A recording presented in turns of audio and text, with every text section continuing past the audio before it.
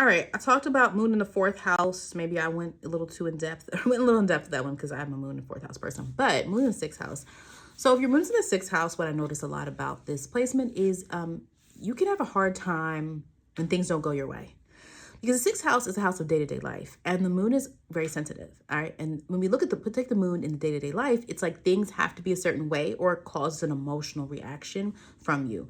And so moon in the sixth house people, their work, the way in which their life moves has an effect on them emotionally. So you know, some people, it's not a big deal if something's not in the mail at a certain time, or, oh, well, we're supposed to go out to dinner this time or whatever. Sixth house, we know, is ruled by Mercury and it has some Virgo energy to it. So this kind of expectation is a part of the sixth house. I'm expecting this, especially when you think of people with moon in the sixth house as children. It is very important that you are realistic with them about their routines. You create routines with them that are comfortable, that are soothing. Like you don't want to, a moon and sixth house child that is given routines under stress can carry into adulthood. So for example, if you're like yelling at your kid to get up in the morning, sometimes kids don't want to get up, right? But like, or you're yelling at your kid to do a certain chore, like for them, it can feel more emotional and then they can avoid that activity, avoid that thing because it causes distress, right?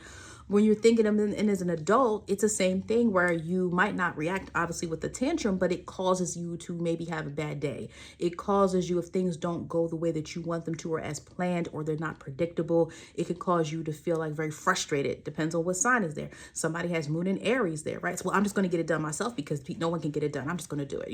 It's the person at work where it's like someone says, oh no, you have to wait a certain amount of time. You're like, well, I'm just going to do it myself. Like it could be that. That's fiery. Water signs, obviously, that can be more of the moods, those types of things. In earth, it can just be really hard for people to kind of move forward. It's like, well, I'm stuck now. I can't do what I was going to plan to do. Moon and Taurus, sixth house.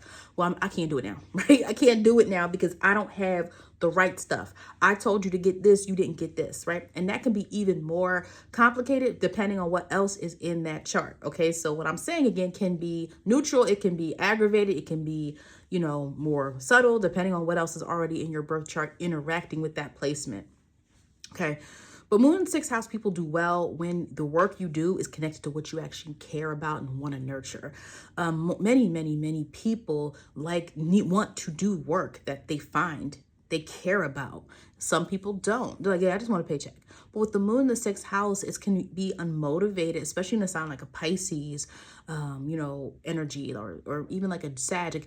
If you're not doing something in line with what you really care about, you don't want to do it. And you might do it in a way that isn't very effective. Again, you would want to look at what else is in the chart to see how this would be. But it could be like someone is like hard time dealing with day-to-day life, dealing with their own responsibilities unless something makes them feel like they want to do it. The positive of the moon in the sixth house is when you want to do something, you tend to do it very well. These signs can be regimented. When something is a part of them, when something is nurtured inside of them, they tend to do it quite well, and they can get really good with routines. And so I said for a lot of moon and sixth house people, the moon in general helps us understand the way in which we need to be parented. How did you need to be parented in order for your moon to feel secure? And the house is going to be the themes of that placement. Like the themes of that house are going to help you understand what areas of life is that going to show up. When your moon's in the sixth house, it's very important to pay attention to the way you feel in terms of your health. And it's really important to make sure that you are paying attention to the way in which you are, how you are triggered by certain things and how you are, certain things you have to be really mindful of what environment you're putting yourself in. Moon and six like to get things done. If they care about it, they want to get it done. And sometimes you can look at them like, why are you doing this? It's like, it has to get done, right? It has to get done. So there could be a relentlessness sometimes with the moon in the sixth house. It could be emotional satisfaction to get things done, to check something off the list.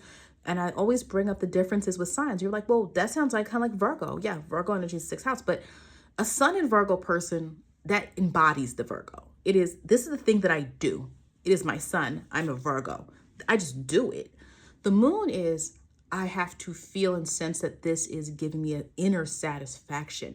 I'm satisfied by this. So your moon and sixth house people can be really good when it comes to caring, what they care about, being very, open to the people they see in their daily life, being very emotionally supportive sometimes to the people they see in their daily life. Sometimes taking on a caretaker role for some people, even if the person is older than them. Sometimes you'll see that. You see that dynamic though with 6th house and 12th house. Caretaker type of energy, Pisces energy, Virgo energy, like somewhere in the chart, it's a caretaker energy sometimes. With the moon in 6th house, and also it's going to depend on what sign you have, of course. But what I see a lot about moon in air is moon in air in the 6th house like needs daily communication to feel emotionally evolved, to feel a sense of connectivity, to feel like they can move on with something. It's like that person like, I just can't go to sleep without somebody calling me, my partner calling me and saying goodnight. That's a moon in Libra, 6th house type of thing, right? It's air is like it feeds daily life, the air energy, the communication, the feeling of being in, community with people can be really helpful for the person with the moon and air in the 6th house.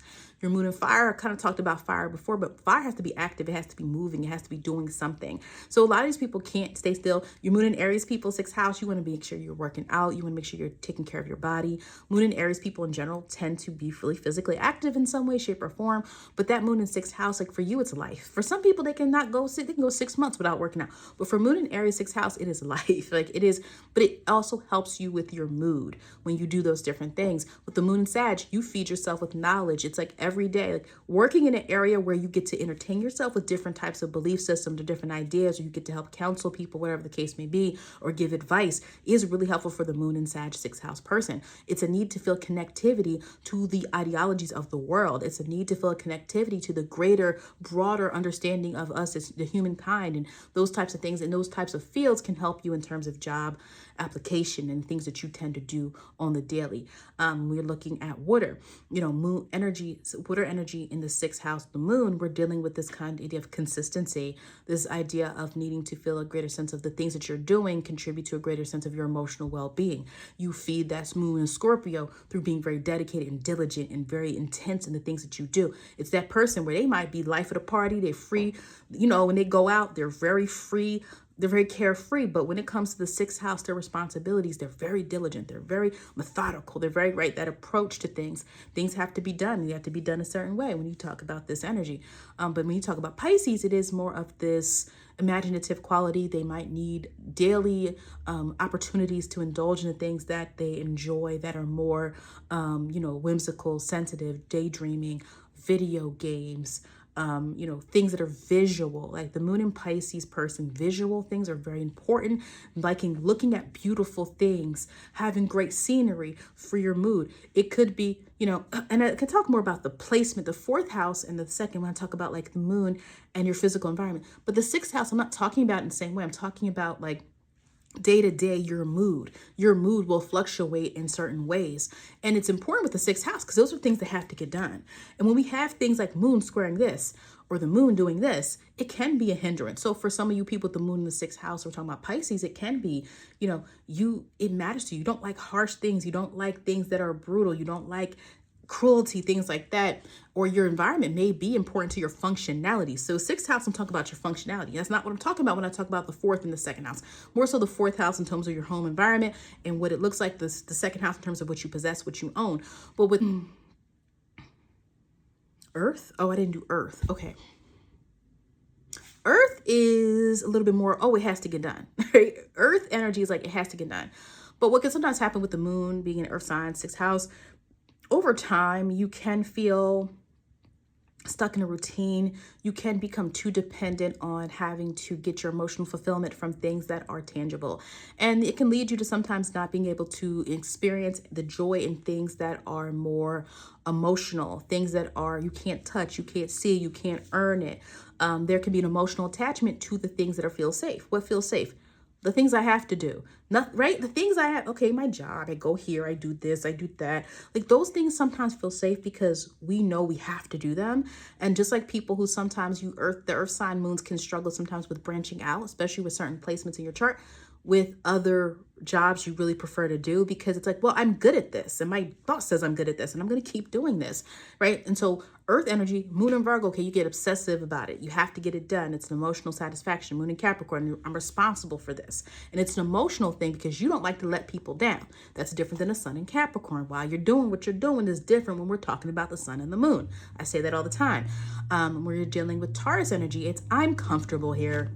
I might not like it, but I'm comfortable here. I feel emotionally okay because I can come here, I get my check, I know what I'm doing, and I can do it and I can just go away. But it's like at the same time that you want to be careful because, again, that earth energy is locked into that sixth house and it feels a sense of obligation, which it has to do things. And it doesn't mean it's a bad thing. It's great. It could be great. Having earth in your sixth house means you're always going to be able to get stuff done. You know how to get things done. You know how to pour yourself into those things, but you don't want to do it to the point where you're inflexible and you're not able to really budge, because you're so used to doing things from the sixth house, you forget your bigger goals, which can be the 10th house.